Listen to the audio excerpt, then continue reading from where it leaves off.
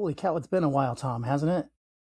Yeah, it's way too long. I'll shoulder some of that. I feel like it's been a minute. We got on such a good roll to start things off, and then the holidays hit, and I don't think they really stopped. And here we are. We're past the midpoint of first quarter. So we're calling it season two for those that are listening or watching us. And hey, life happens. It's all good.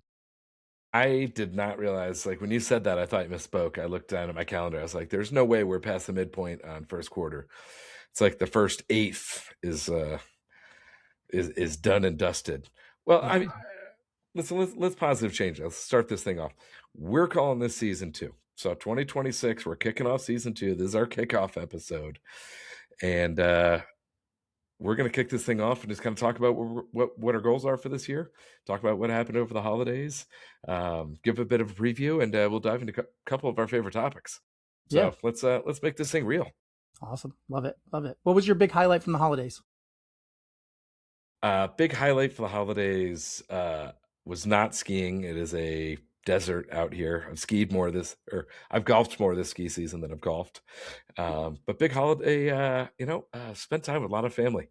Saw a bunch of different family members and just had a great old holiday. It was perfect. Nothing special, which made it special. You? Nice, nice. Yeah, all the kids came home. I say came home.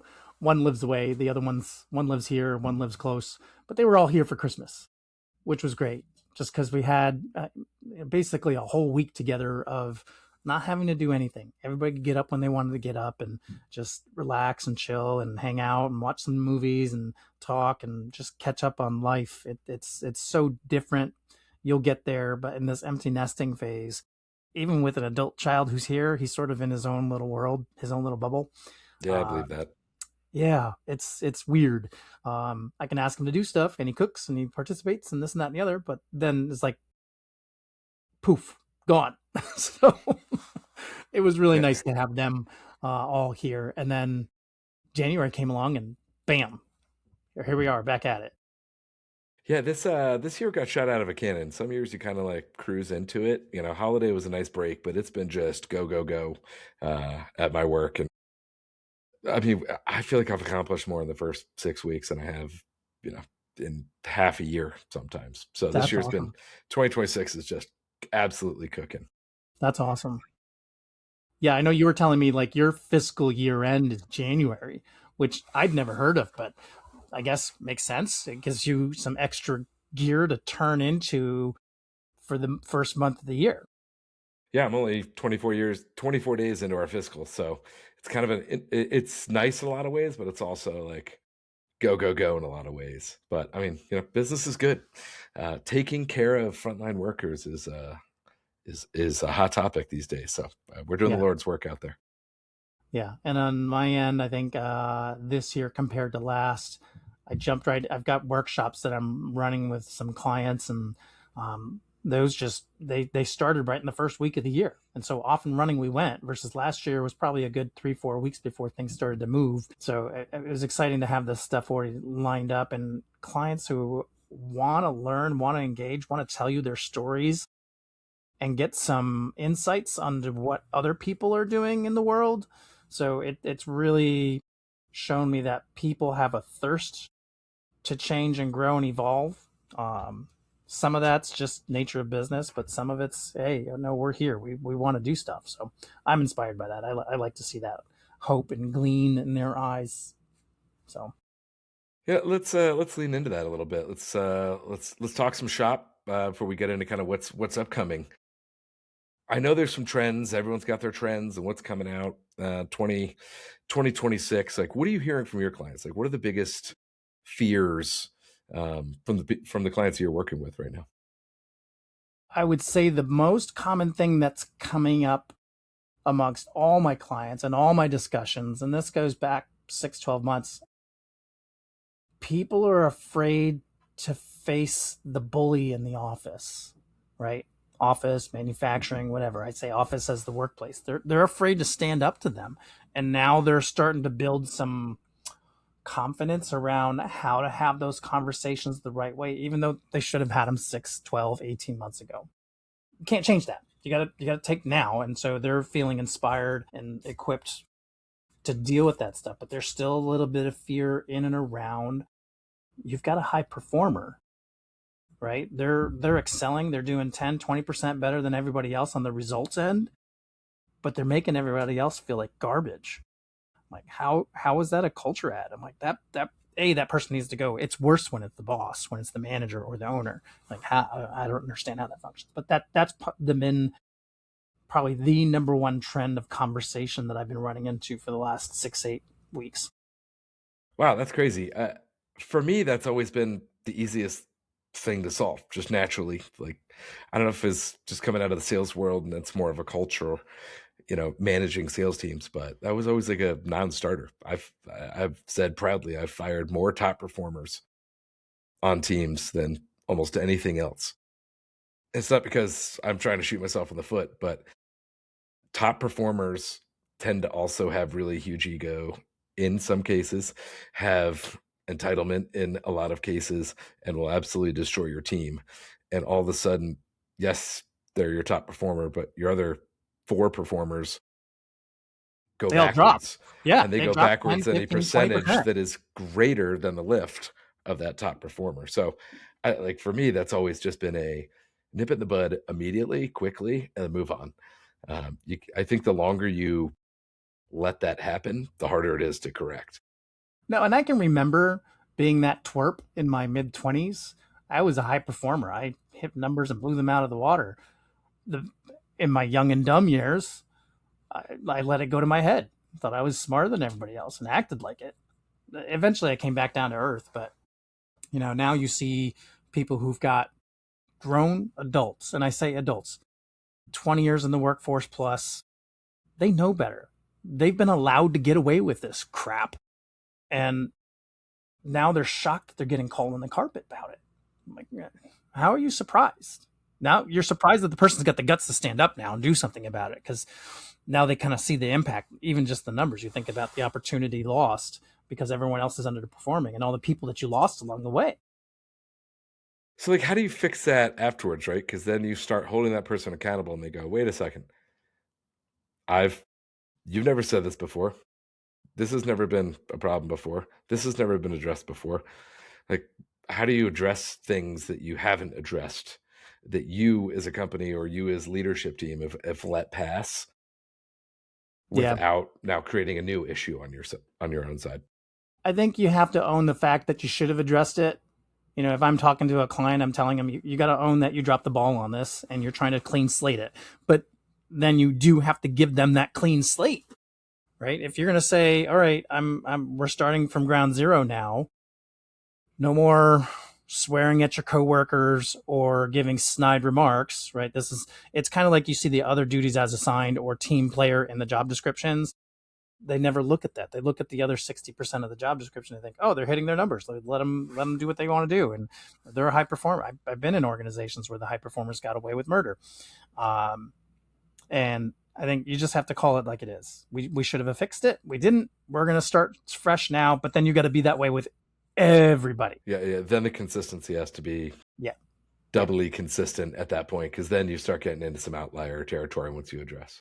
Yeah, and I think you see it a little bit more. I don't have stats behind this, but my feeling is that with companies that don't have an HR presence, they have HR, but that person isn't your traditional fractional or full-time HR person. They've sort of inherited some of the duties for paperwork purposes, but they're afraid of the policy police. And so they don't want to go down this rabbit hole. But we've always been flexible. I'm like, things are changing, right? You can't have the keg by the punch clock forever. Here. Speaking of punch clock, a big trend, and that's something we're going to talk a lot about this year, is trends, terms. Season 1, we said we're not going to talk about the terminology, the quiet quittings, and then we talked about it every week. So we're going to continue to talk about it, but we're going to talk about it and punch some holes into it. Yeah, I think it's fun. I enjoy it because it sort of lets us get on our soapbox and ramble about different things and give our feelings about it. But it's funny how many people agree with us. I shouldn't say it's funny. It's sort of like I expected more people to argue with us, but they don't.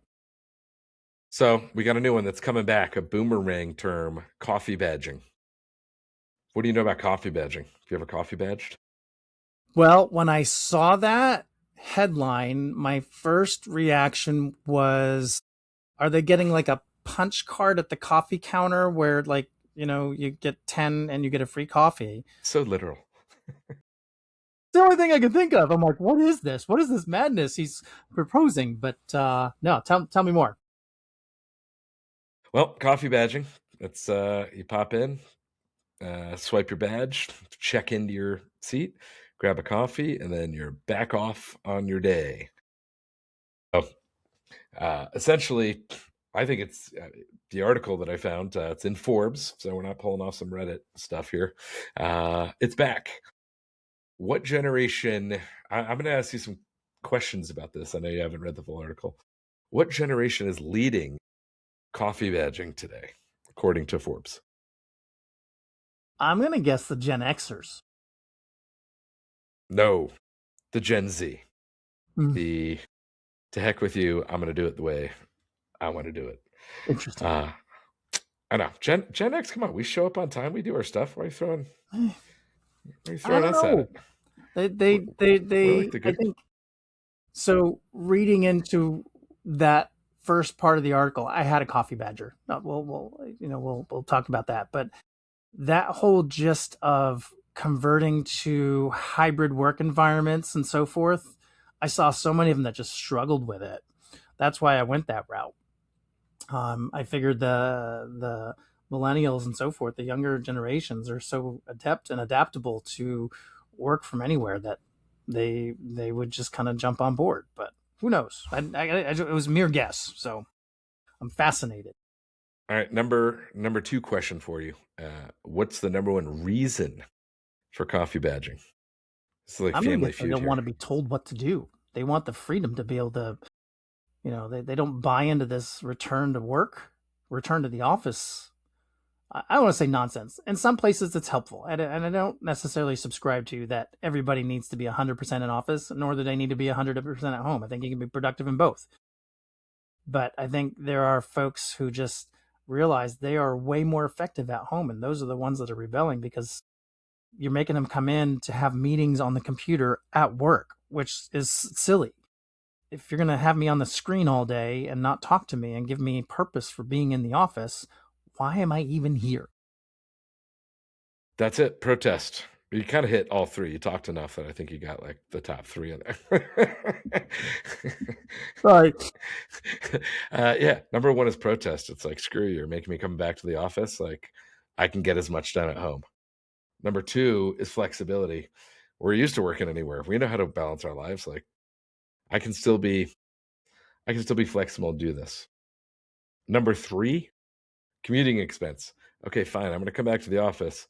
But before, remember, it was like work 9 to 5, but you'd be in the car at 7:30, get drive in, park, get your coffee, do whatever, be at your desk by 9, out at 5, home at 6, 6:30, eat dinner. I think people now are going, all right, yeah, 9 to 5. I'm used to at home working from 9 to 5 or 8 to 5, and then going straight to eating dinner. Uh, and now people are building that commute into the workday. I'm going to travel off peak. I can get home quicker, and I can still get home at 5 o'clock when I'm used to being done when I worked at home remotely. I can remember in my field travel timeline where I would set certain days, my client visits and appointments, in and around that commute window. If I knew that I had conference calls, I didn't mind having them at 4 o'clock. I just took them from the car because I may as well be traveling while I'm doing that. If I don't have to write anything down or present anything, if I'm just a participant and can listen and chime in, great. I can do that while driving. Um, Now with Zoom, a whole lot different world. I laugh at the Zoom images you see now with like somebody's grilling outside while having like work from anywhere. The guy's grilling and working from the backyard barbecue. Um, but yeah, that's there's a fine line there between taking advantage and just maneuvering the schedule, I think. All right, so here's the fine line, right? Tuesday, you're supposed to be in office. Leave at 8 o'clock, get there at 9:15. No one's really watching it because the company's just curious it's hybrid. Get in at 9:15, do your meetings. You have a 1 to 2 window. There's no traffic. You just leave at 1 o'clock, drive home, and then take calls at home from 2 to 5. Still do your full workday. You just moved that commute back up. So you've checked into the office, you've done your workday, but then you also take the afternoon back at home so the commute's over with. Is that coffee badging?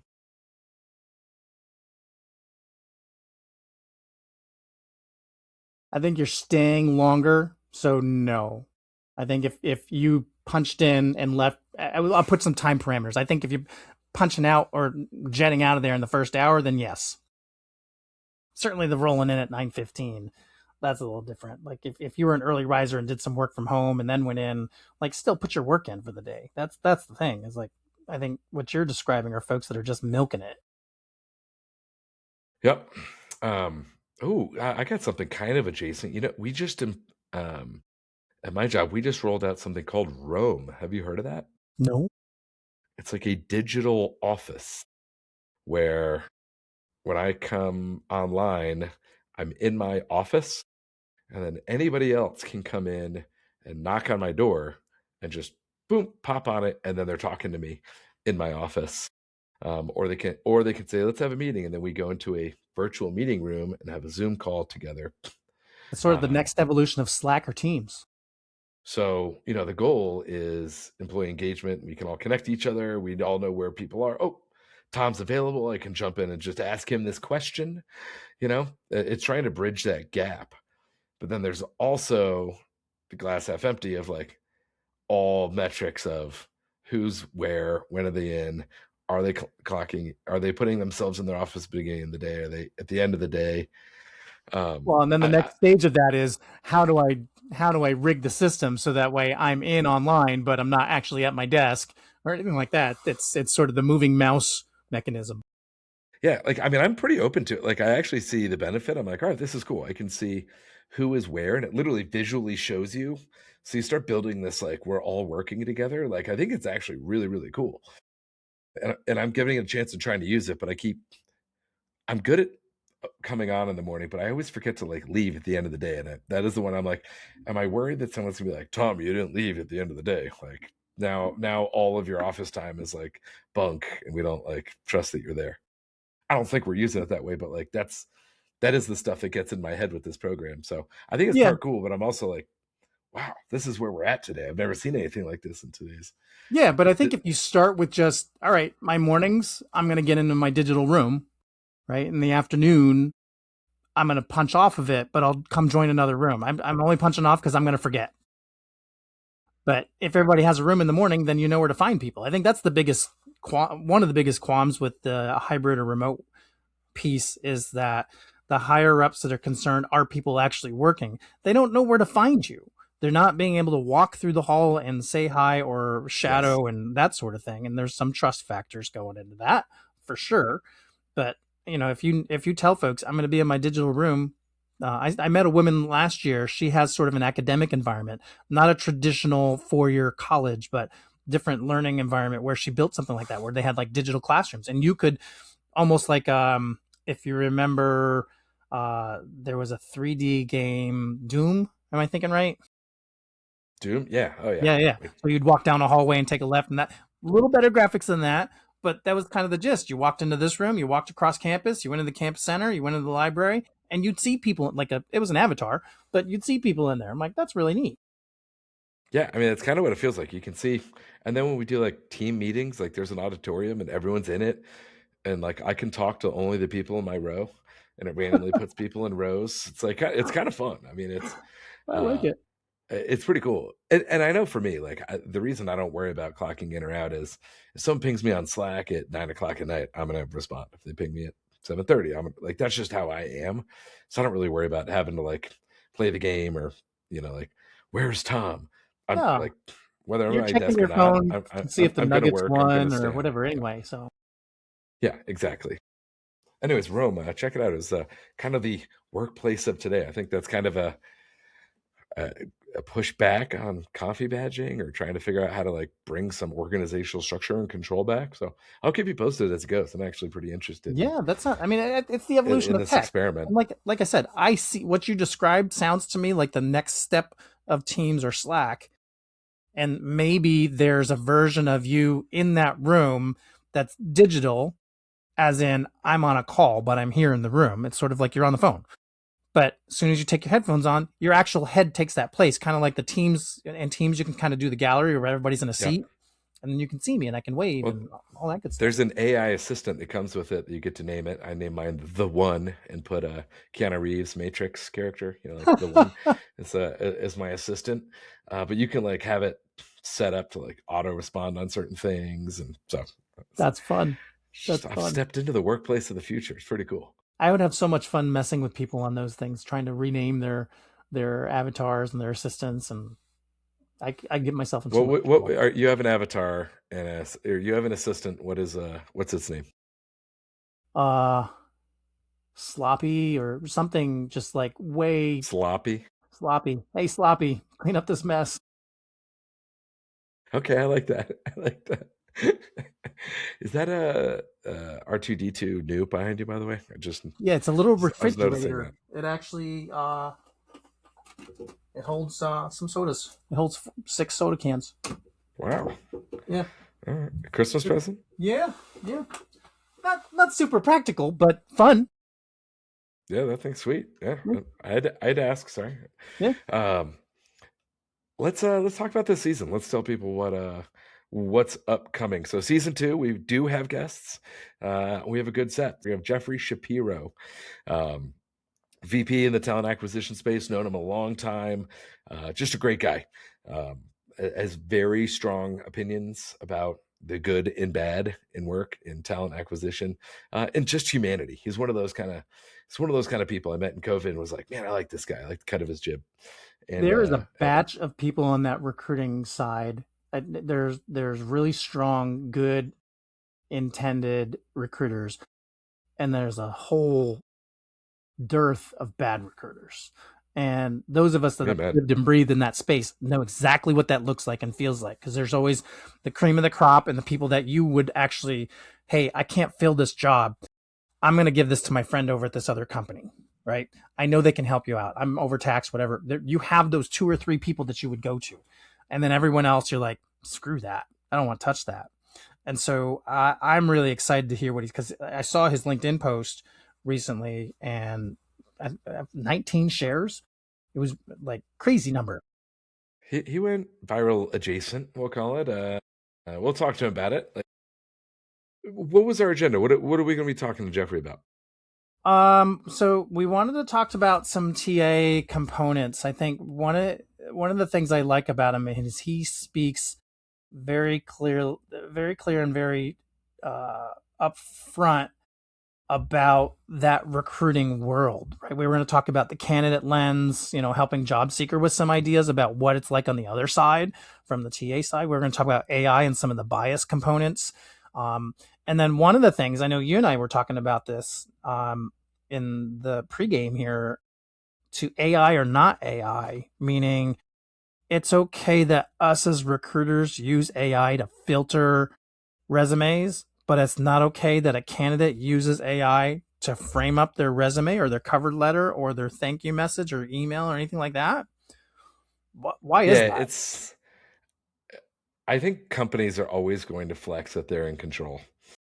Kind of like that Rome thing we're talking about. I don't think that's what we're doing at my company, but I think it's a control thing, right? Like what's good for the goose is not good for the gander. It's like the parent, like do as I say, not as I do kind of thing. I think that it's hard to get that out of people. It's like a human, you know what? Can we do a bit? Can we do a bit? Yeah. I'm going to open up Chat GPT. We're going to do Let's Ask Chat GPT. Love it. Love it. Can I, yeah, we talked about that early on. We haven't used it too much. So this is good. Good start to season 2. Can I share screen in this thing? Yeah, down in the bottom. Right. Yeah, here we go. Leave button. Right. Don't hit leave. I'm gonna share screen. Window. There we go. All right. Can you guys can we see this in real time? Something's happening. What are you working on? Is it not showing you? It's just saying, what are you working on? And it's got a little box in there, which I'm guessing. Oh, yeah, here we go. Yeah. I typed in the prompt. What's the story? We'll zoom in a little bit here. What's the story with companies using AI to screen resumes but not allowing candidates to leverage AI to improve resumes? Let's see what GPT says. This is one of my favorite. My wife has asked when my honeymoon with my GPT agent is, because I use It's your this thing. pseudo best friend. I have zero emotional connection, but I can tell you, I feel like I get masterclass, like consultant, like big four consultant level coaching every day with this thing. Well, it just prompts you with different ideas that you probably would have come up with some of them. And if you had a real life, I was thinking about this earlier today, it gives you a sounding board to just kind of play with ideas. It's like the sandbox. When you're on your island, like I'm on my island a lot, so I talk to myself and I talk to the dogs that I watch. Like, who else am I going to talk to? So this is your sort of counterpoint. I mean, you can even look like island hopping in Greece. See, I got everything in here. All right, Let's so see all your chat prompts. so what's GPT say? This is the biggest quietly happening labor market fight right now. It's one of them. They're not looking at resumes faster. They built the new front door of employment. Ooh, wow, I like that. Yeah, ranking layer, blah, blah, blah. Important part, a human never sees 70 to 90% of applicants. Yeah, I'd say that's probably real. That's something true. I want to talk to Jeffrey more about. I think that's in your wheelhouse, right? Yeah. I would agree with that. I mean, that was true without the AI. You get 500, his post, which he put up, I don't know if it was today or whatnot, but talked about 500 applicants in one post. You do that on LinkedIn, you get 500 applicants. Are you looking at them all? No. Your tool's going to screen out, or you're going to get through the first 50 of them and realize you found qualified candidates and you're going to stop. Well, and this is why I like the AI here, right? Like, your resume is no longer read, it's classified. And then it literally shows in code the classifications. Like you're applying to a sorting algorithm now. You're not applying to a job. You're not applying to a company. You're applying to a sorting algorithm. Like, that's pretty wild when you put it in context like that, right? Like, I know our company has AI in the ATS. Like, ATS systems like all have that, but like it is kind of crazy when you peel it back and start like talking about it with what it really is now. Did you ever have to do like career advice, resume advice in your past? But yeah, absolutely. I mean, I don't know, you agree, disagree, but I know when I would do that for like colleges, some of the career schools, even job fairs where you're doing the freebie advice stuff, we always lean into this conversation of the top half of your resume, the top of the fold, like the old newspaper for you kids. That's a big giant piece of paper that's really thin with lots of print on it. Shows up in your driveway. Some kid throws it from a bicycle. But your resume, the top half of it, needed to match what was in that job description and in that order. Otherwise, you're throwing chance out the window. I mean, to me, it makes complete sense to take that approach, because if I'm a recruiter in my recruiter days, I'm looking at what the client's asking for. Skill A, skill B, skill C, skill D, right? Do you have it? If I've matched my resume correctly, I pointed that out in that language. I've done A, B, C, D. If I haven't, I always told folks, you want to be either in the yes or the maybe pile. Your first goal is not to be in the no. Yep, I hear that. And I'm guessing that's what these classifications are doing, but now we're automating it. It's going 100 times 100 miles an hour. This is the thing, it's saying it's more focused on who should we not interview than who we should. So, all right, so that's that side. Let's look at the flip side. So why the pushback against candidates using it? Because it breaks the model. AI screening assumes resumes reflect the real signal, but AI-assisted resumes change the input. So AI tools strengthen verbs. So now mediocre candidates look strong. Strong candidates look elite. The ranking model collapses. So again, it's just, this is like an age-old thing, but like, I get there's 400 people applying now because it's remote. You can hire to the whole country. I get and I get the optimization that AI provides, but really, like, I'm getting some clarity here. Is like, it's that, scrolling back up here, it's who should we not interview? It's a classified structure of data. And then when you use it, you break their model. How dare we? We can get down this more with yeah, because we're going to talk about the bias part of that too. Yeah. So some of the other guests. Me. We'll go back, but I wanted to I wanted to go down that road. Yeah, I like it. I'll stop sharing. Who's our next guest? So we're gonna have Claire Stroh. She's closer to me, but you probably met her in person first. You actually had her on your old show, and she came out to Denver. and did a live recording on your Tom's Engaging HR. We barely avoided a major snow or a thunderstorm. We're sitting on the back deck of this resort in Broomfield, Colorado, and all of a sudden, like, it came over the top of the building. We were like, "Oh my god, quick, wrap this thing up!" We're like running to our cars. But yeah, Claire's amazing. She's probably the busiest. She's got a motor, man. Like, I don't know a lot of Yeah. people that have a motor like Claire. It's when I met her again around the same time I met you, but because she's in Buffalo, which is only a few hours away, and my two of my boys went to Buffalo, so I was trying to small talk my way into getting to know somebody through the mutual city connection, and then she moves to Denver for a little while.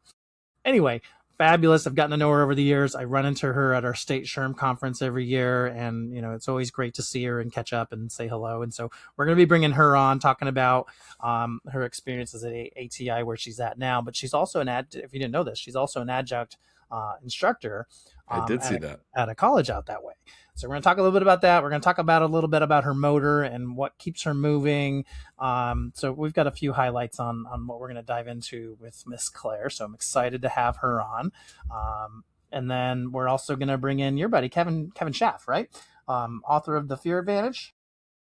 Yeah, I think it's a anytime someone I know writes a book, I'm always like super curious about who, what, why, when, where, right? You get close enough, you can ask all the in-depth questions. So I've got a ton of questions for the author, but I actually really love the topic here. And the book's called The Fear Advantage, and essentially it's really utilizing fear. Like, everybody has fear, the people that overcome fear. Like, how do you turn that into your advantage? And it talks about inflection points, lots of actual examples about Netflix and Google, and uh, real business examples where the companies are at risk of losing it all. And instead of running from the fear, they analyze it, use that fear as an opportunity to have clarity and chart a new path. And it's really easy read. There's a lot of different examples. So I'm super excited to actually talk to him in person Yeah, about the I want book, to learn because the about book's his been great. research because it just came out around Christmas time too, right? So it's very recent and it weaves in the AI conversation, which is great because we have to talk about AI everywhere. That's sort of a must-have these days. Well, Um, everyone's got fear about AI, right? Like, yeah, you can say you don't, but everyone has fear about AI. The question is, how are mine you is dealing with your fear about AI? yeah, mine is Cyberdyne, and I've given up. I'm like, I will be dead by the time that impacts us. So I pray for my kids. Did you see the Chinese New Year robots? Yeah, Oh my God, they creepy, were incredible. Like, the ones last year were kind of like toys. These ones, I was like, this thing could kick my ass. They're like straight up ninjas. You put a gun in there, like, get out of here. right? Now No we're into interest in Iron that. Man world with Iron Man bots and uh, Hammer Industries and all that stuff. Like, all we got to do is we got to watch Star Trek, and that's going to predict the future. Yeah, I'm not scared of AI taking my job.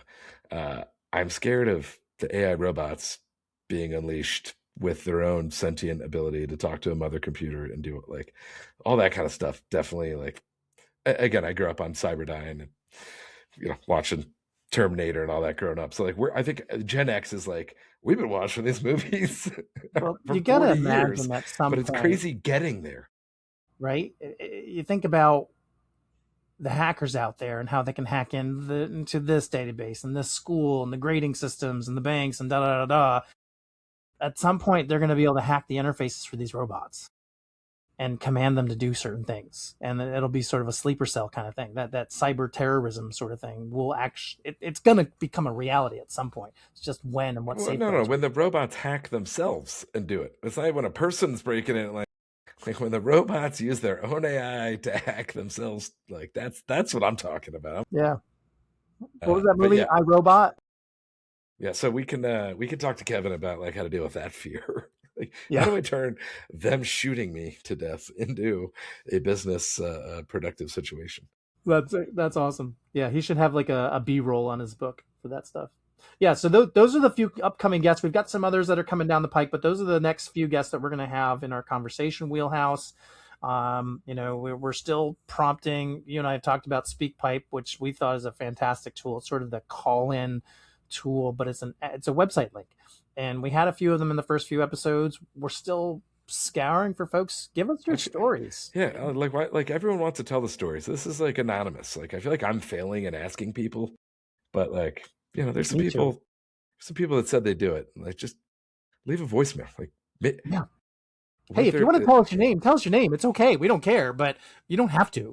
Is it just that people don't like leaving voicemails at all anymore? Have we like blown past the voicemail phase where everyone's just like, I'm not even going to do a voicemail for this fun thing?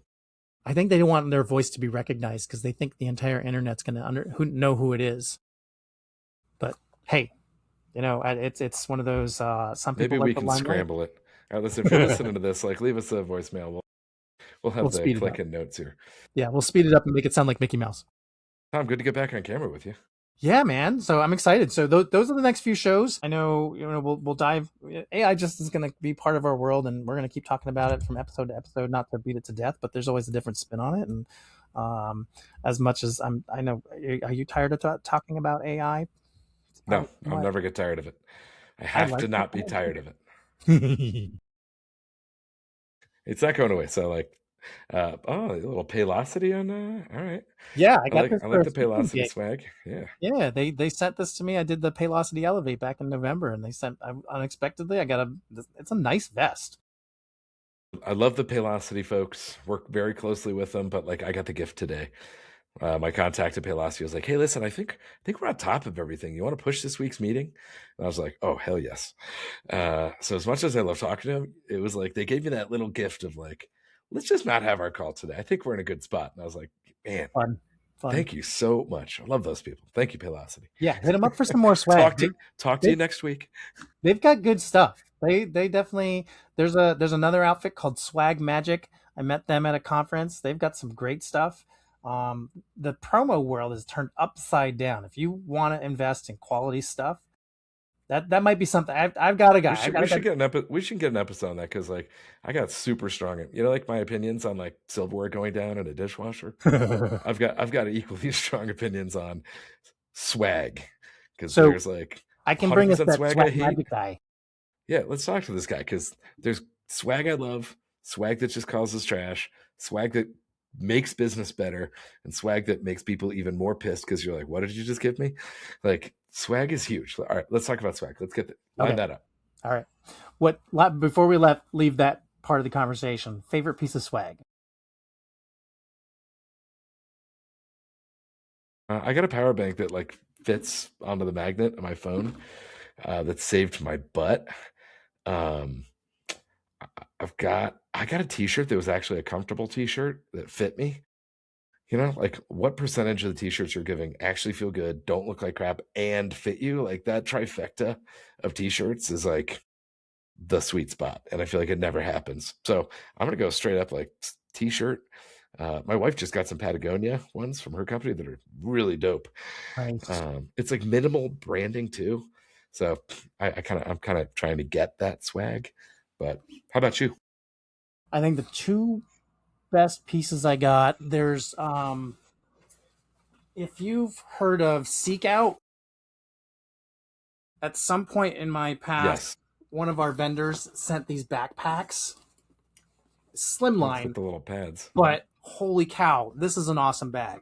And I've got my Disney and Dodger pins on it, just in case you needed to know. Gross. But but that's probably the best thing that I use the most, and I really love this vest. I've gotten other things that are fun, but those are the two that get the most use for me. And I've always been like, I think my favorite leave behind. I did a promo thing at one point where I brought trash bags for your car to people, and actually brought them actual small recyclable trash cans as a sort of a promo leave. I put a brochure in about my staffing services. I'm like, this is where this is going to end up anyway. Just give me a call first. I was gonna say, I hope that tie-ins like, Yeah. And they all laughed. I got a bunch of good chuckles out of it. People liked it. I got a bunch of conversations and customers. Well, that's the other piece about it too, right? Is the execution of the swag. Yeah. It's not just the swag, it's the execution. You nailed the landing there. Yeah. All right, man. So let's wrap up there. I don't, I'm out of topics. I went through my notes here, and I'm so glad that we got a chance to get on the horn here. Get it? You're not getting on me, all right? Let's keep this professional. Good to get back with you, man. A quick note: Break Signals, the band that does our theme song here for the show, just had a new album on Spotify. So, if you Check it like out, our bro. theme song, you can check them out. Album's called All In, uh, starting to release some tracks. So I was accused of not being all in because I stopped going to their shows when I got married. So We'll that put a that link song, to the show. We'll put a link to their Spotify channel yeah, here maybe in the show notes. maybe I can earn my way back to being in good graces of Break Signals. All right, Tom, it's a pleasure. Stay warm. I know it's cold up there. I'm gonna go golfing because it's 67 in Colorado, and I'll see you talking to a guest here shortly. Yeah, we'll talk soon. Thanks, man. Season 2. Let's go.